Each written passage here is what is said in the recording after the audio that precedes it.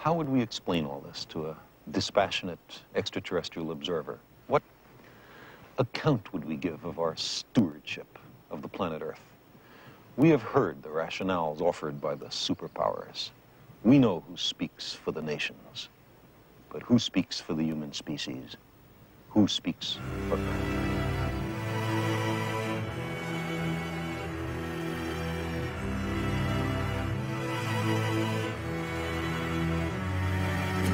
I don't have to tell you things are bad. Everybody knows things are bad. Pollution's the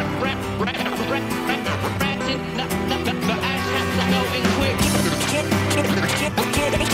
Can't trust no one cause fire burning. You know, the air is unfit to breathe. Our food is unfit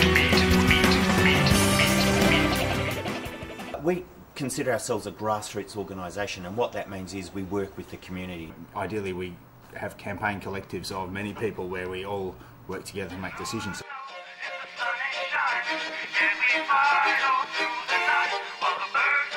Yeah. We understand that emerging technologies present unique social, environmental and health challenges. For us, it's about land justice. Recognising the rights of Indigenous people. Community protest needs to be able to communicate with our policymakers. And when they're not listening, we need to be able to take a stand. And we've seen that by being really persistent over a period of time, we can win campaigns, even when the odds are stacked against us. We're one of the few groups that uses direct action as a key tactic. All I know is the sun is shining, yet we fight all through the night, while the birds are melting and the sea is rising. I don't know, so I ask the why. And all I know is the sun is shining, yet we fight all through the night. Well, if you don't know, shit, and I don't know, I guess all we can do is ask why.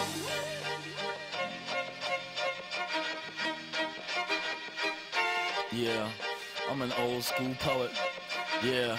The role of Friends of the Earth is to work with the community. Friends of the Earth has been campaigning ever since it was founded in Australia against the uranium mining industry. To educate, empower and mobilise the community. The problems of huge mining operations, the problems of waste disposal, we can't see it clean in any sense of the word.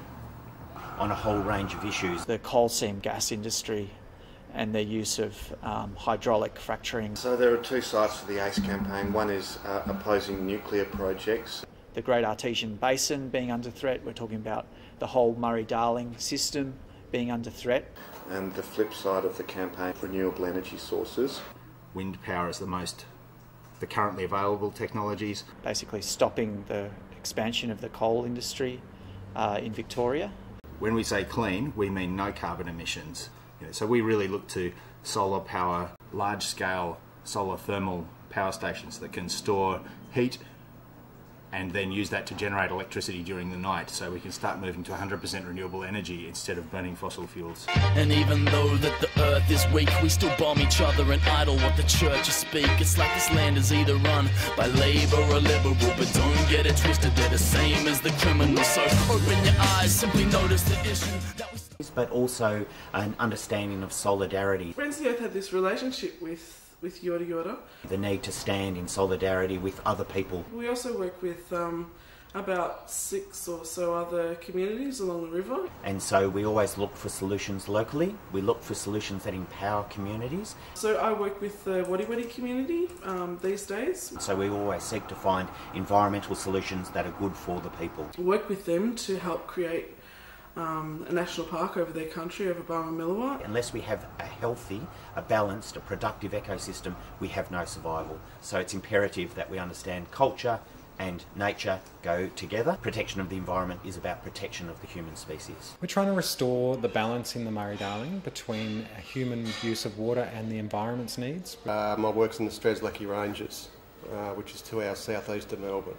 I've been working with the nanotechnology project for about a year.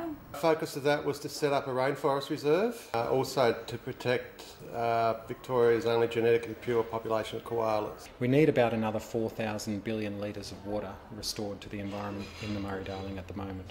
And I'm a researcher, I guess. Nanomaterials being released into the environment through wastewater streams. I work looking at pesticides and water. We look at decentralisation or localisation of food production. But when it comes to the food co-op, because it's like a living example, So we try and have holistic solutions. or living campaign, you can get so many more people involved with it because it's the practicality as well.